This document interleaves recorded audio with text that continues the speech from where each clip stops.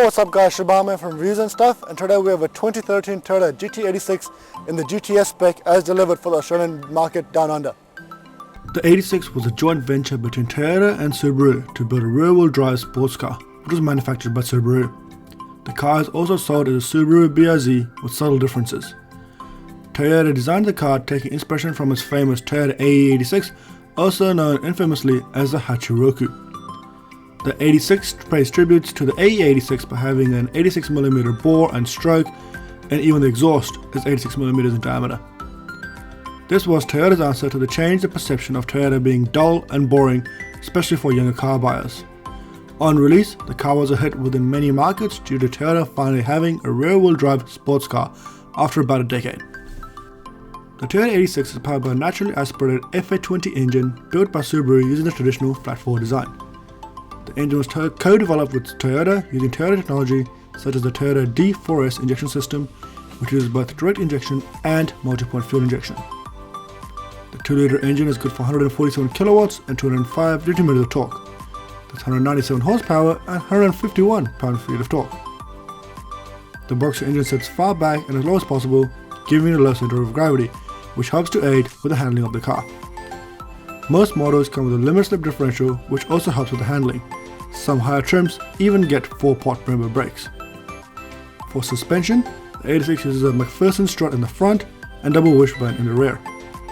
This car really reminds me of a Servia, and when you've driven both cars, you can feel the similarities between the two, especially in the handling department due to the size and power.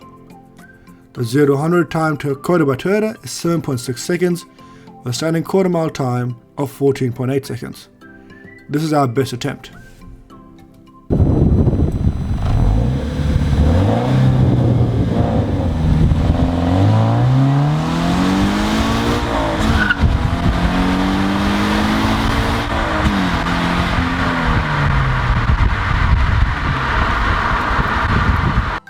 Now sitting inside this car, you realize how cheaply built it is. It's a lot of really cheap hard plastics, but in a lot of the areas where you put your hands and stuff, you got some really nice soft materials with some pretty decent padding. On the inside, we've got a few nice upgrades as well. Got a dual zone climate control system, got a 6-speaker audio system as well, although the sound quality is pretty subpar, so if you're into your music, you're going to need to use an aftermarket system. Sitting inside the car, you realize how far low down you sit.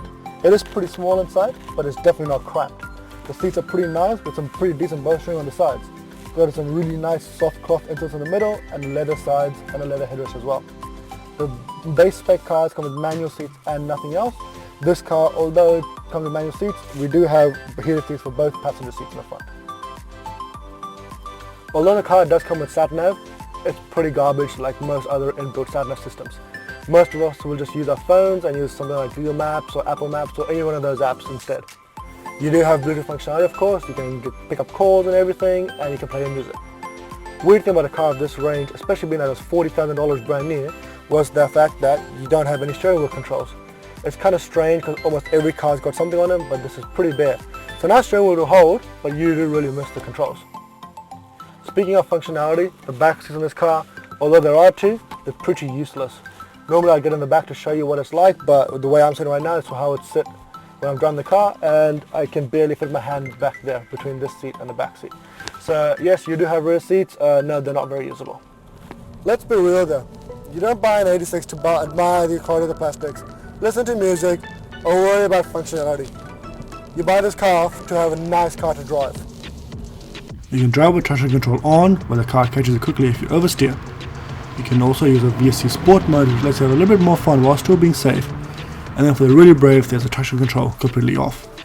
Now you may think, a car like this doesn't have enough power to get you in trouble, but couple the skinny tires, 205 wide in the base spec or 250 in the GTS spec, with the cheap eco tires that come as stock on this car, you can get sideways pretty quickly. The 86 was never made for straight on speed, but rather to carve the corners. You can outpace cars that cost more than twice as much as what this does due to the balanced chassis that's both sharp and responsive. This makes the Toyota a great sports car to take around the back roads and through the hills on the weekends. For some spirited driving where power isn't essential to have fun, as long as you've got some nice tight corners. Braking is easy with the 86 due to modern features such as ABS and EBD, however you will experience brake fade with the stock brakes, unless you get a special edition with the 4-pot Brembos. The FA20 induction noise is found into the cabin, which is appreciated, but there's a decent amount of road noise, especially due to the lack of ventilation. This can be a plus when on track, giving a really raw and visceral feeling, but in a really driven car, it can get quite bothersome. The FA20 responds immediately to throttle input and loves to be revved. This is something you will have to do to get any power out of this engine, as it does feel pretty gutless on the straights.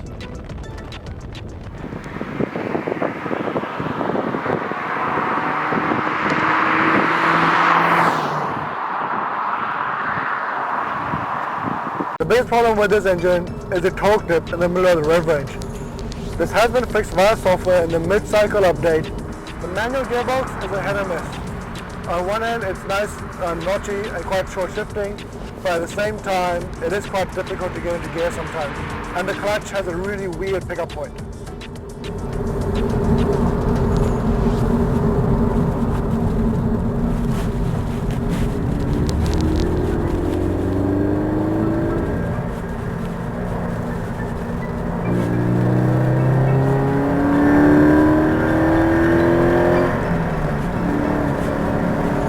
Want a fast car in the straights, I wouldn't recommend this unless you have extra money set aside for a supercharger or turbo kit. Due to the hype around the 86, there are plenty of kits available at a relatively cheap price to double your power quite easily. Not to mention there are a vast amount of body kits, mufflers, suspension and other upgrades available on the market as well. Add to that the reliability of the FA20 and you have a great daily and the weekender car as well. Would I recommend this car? Well, if you're a novice driver and someone who wants to just get into sports car, absolutely. It's cheap, it's small, it's enough power for you to have fun, but not so much power that you're going to kill yourself. For someone who's wanting a little bit more out of their car, probably not. Like I said before, unless you supercharge or turbocharge it, you will find power a little bit lacking. There's heaps of kits out there in terms of body kits and engine mods, which you can buy for relatively cheap compared to many other cars out there. They all add up, but in the end, it's all money which you gotta spend. You can pick up a relatively low kilometer base spec 86 or BRZ, which is a Subaru version, or whatever these cars are called in your country, but pretty cheap these days. They're really flooded the market, and there's a lot of them on sale now. Some of them in not so good nick, but a lot of them in actually very, very good condition.